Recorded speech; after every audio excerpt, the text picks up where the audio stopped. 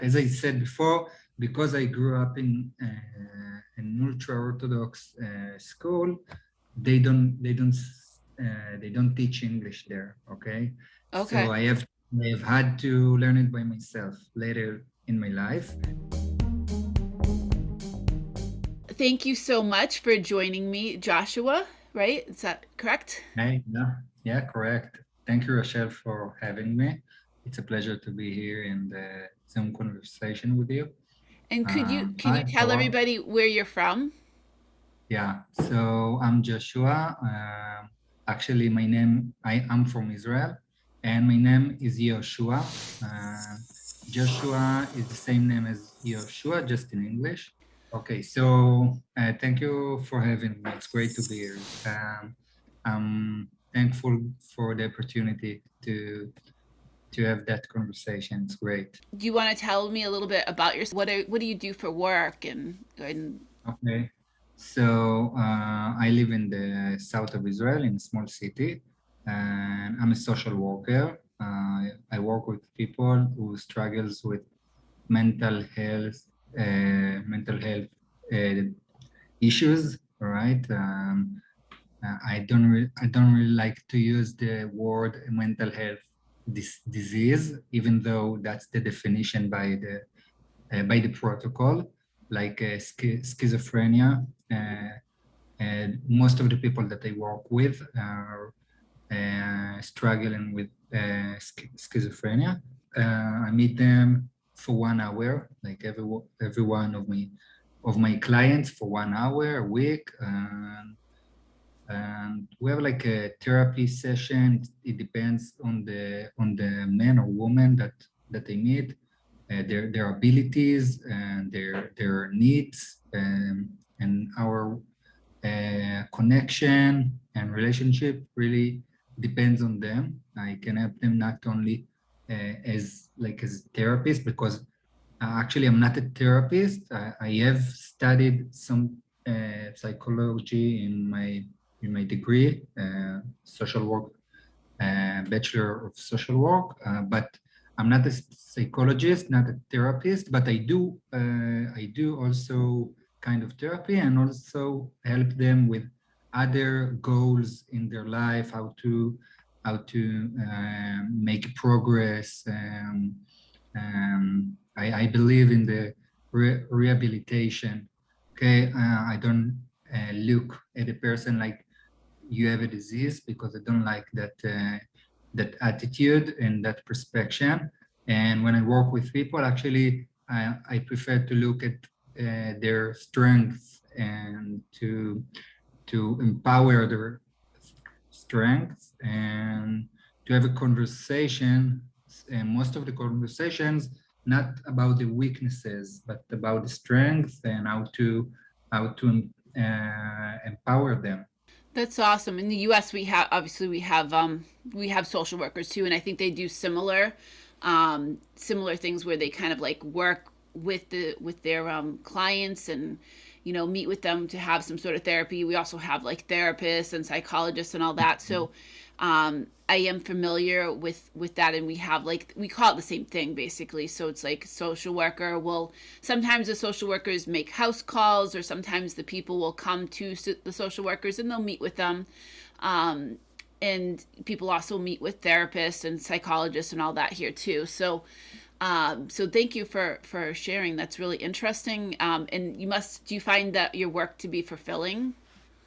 Yeah, absolutely. I do it because I love it. It's not just work that I do for living or just for the money. It's not actually such a good money.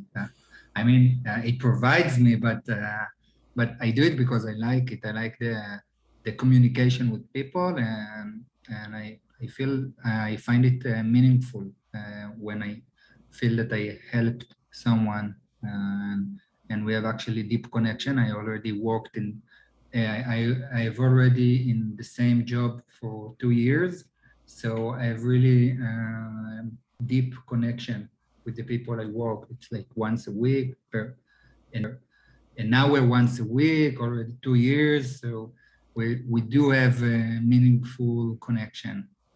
That's awesome. They say, like, I think there's some saying that you know, if you have a job that you love, you never work a day in your life. So that's awesome that it's meaningful and that you love it. Yeah, yeah, Um, I like that saying. Yeah, yeah, I know I absolutely. worked for a long time in insurance and I didn't really like it. It was boring. It paid decently, but it was boring. And now I have a job that I love and it's fulfilling. And like I work with students and I, you know, it's very fulfilling knowing that I'm helping the students. Like basically, my job is to help them with their college applications and with their applications for financial aid, which helps them pay for college.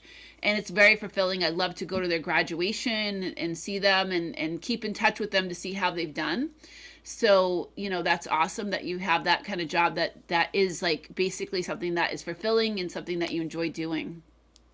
Yeah, it sounds great to have them with the next step in their life to towards success Yeah. in the college studies. And I guess that they're sometimes not only asking you for the help to fulfill the application, but also what do you think about that college and what do you think about that bachelor or degree or something like that? Yeah, I'm sure about it. Sometimes it's like they want to do something and I have no idea and I have to research with them. So like I have one Yeah. student that wants to Mhm. do like they want to do the I think it's not x-rays but it's like the ultrasound. So like if a woman is pregnant, they want to do that. So it's like, okay, well what is that degree? Like how do you get there? And so we do the research together because I have so many students, and some students just want to do like, all right, I want to be a nurse. Okay, I know exactly what you need to do to apply for that. But if they want to do something different, then it's kind of like let's research together, like what degree and where can you go, and like what's the what's your income going to be, and all that kind of thing. So kind of like I'm learning with them, and I'm helping them figure out like the steps, like A, B, C, and so on, how to get there. Yeah, sounds fantastic. Yeah. I'm Yeah. sure they love you. Yeah. So we met in like in a group for learning English. So how long have you Mhm. been working on learning English? You're very fluent, so. Yeah, okay. So first of all, thank you very much for the compliment. I take it with open hands. Actually, I started to learn English when I was 19. Okay.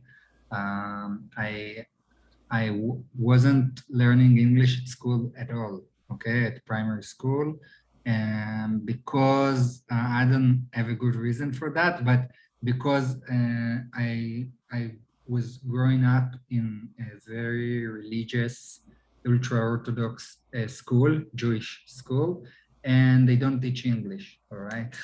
Uh, Okay. uh, yeah. Today I know that is a mistake, but this is what they do till today, and this is why I didn't study English when I was a kid. And when I was 19, actually, I was abroad from Israel for the first time in my life. I was in Switzerland. My grandfather actually from Zurich, and I came to visit him for the first time. Like I saw him before when he came to visit us in Israel, but it was the first time for me to go to go to his place, and then I found how uh, how important English is for life. You know, I was abroad to Israel for the first time in my life, and I needed to speak with people, whether it's in the airport, and I didn't understand what they're telling me, even what they're telling me even the simple things. All right, so it was like a failure feeling. It was awful, and then I came back to Israel with the decision, uh, with an inner decision that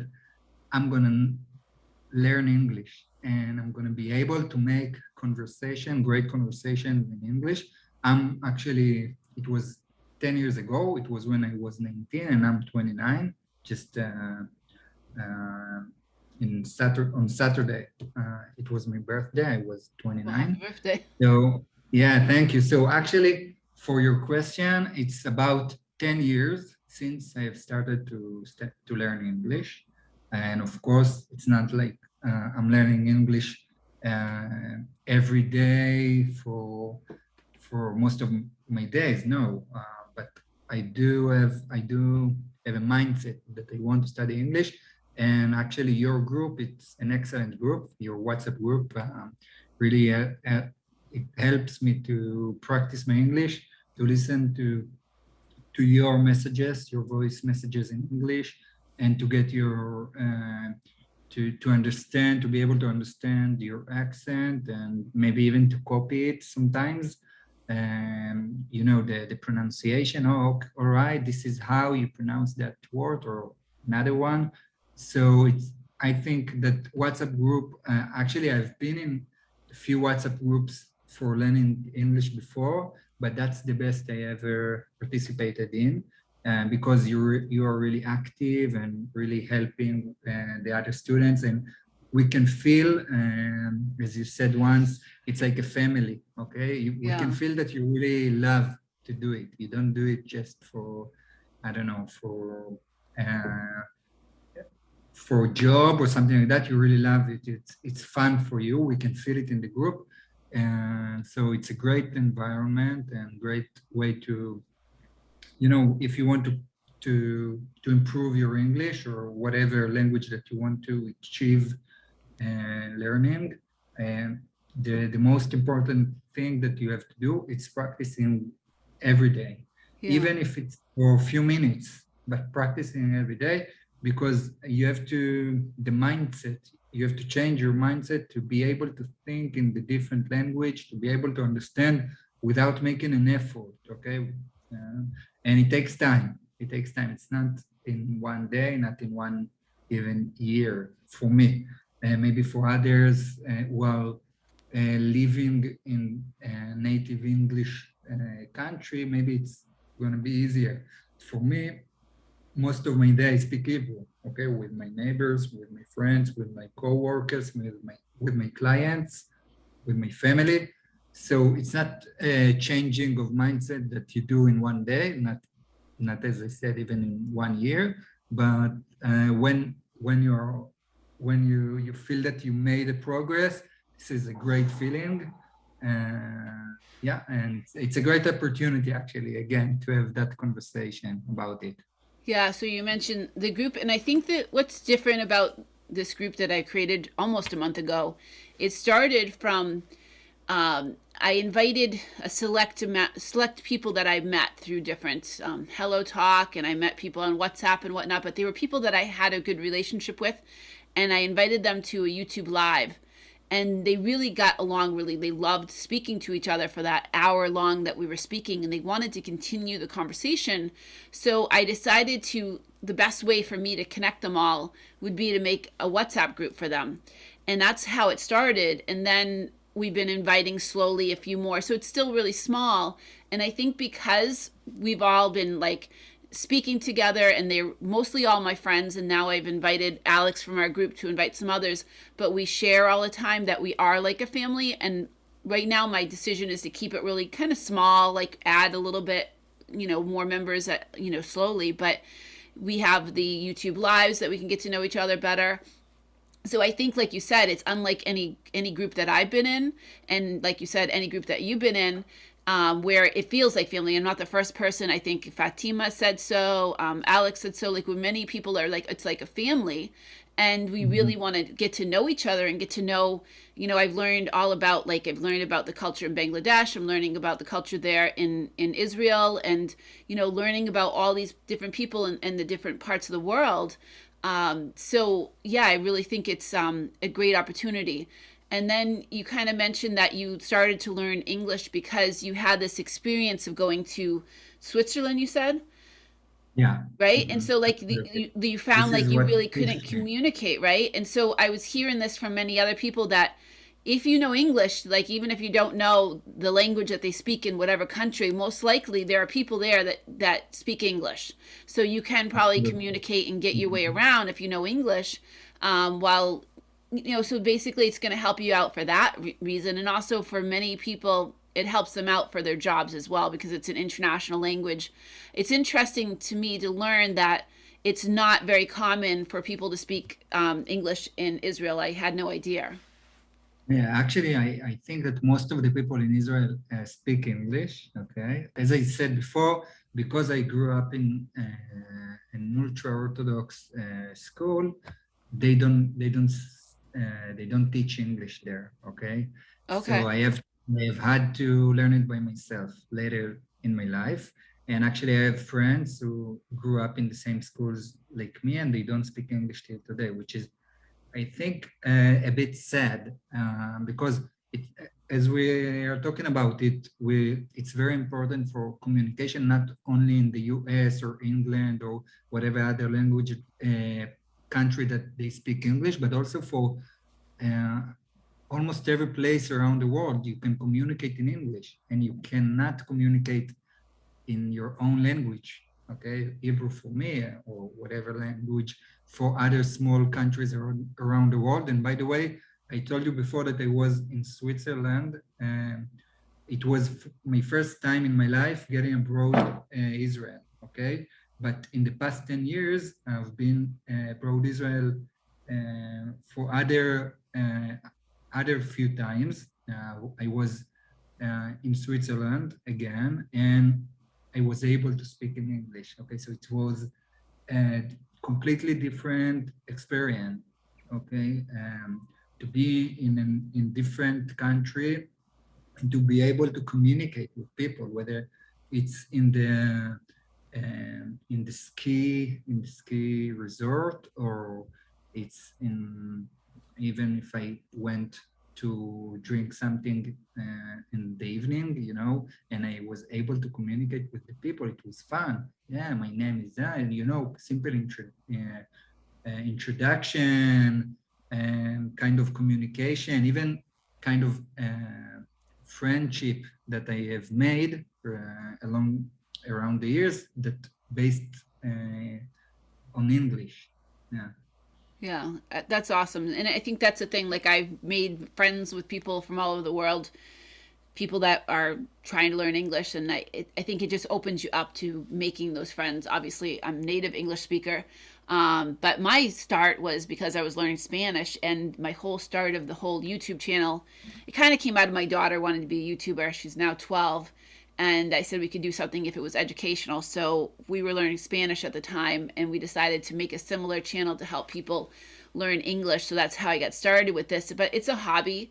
I super enjoy it. Now it's mostly me. You don't see my daughter very much on the channel, but I love it. It's doing the YouTube lives and helping everybody that we have in our group. Yeah, yeah. I saw, by the way, your daughter. She's great in one of your videos. Yeah, Yeah, very yeah. cool. So she's still And she's yeah, still making some videos, like usually the snack videos, because she likes to try snacks. We just made a video which I'm hoping to get finished, about looking at things with a digital microscope. So looking at, whether it be like watermelon. Watermelon looks really interesting under a microscope. You would be very surprised. Bubbly and like kind of like interesting. Yeah. weird, like, Mhm. but like basically the idea is like to try to make some. I think she would think that kind of video is more fun to make, because it's kind of science based, and you like, what does things look like really up close. But hopefully we're also teaching people, how to talk about food and how to talk about like microscopes and whatnot, but making something a little different. So hoping to get that one done too and post that one pretty soon. So you'll be seeing her from time to time. But thank you so much for doing this. Hopefully we can do another conversation, and hopefully there might be one of these group conversations that you'll be able to make it to. All All right. Thank you. It right, was thank you. great. Thank you for having me. Absolutely.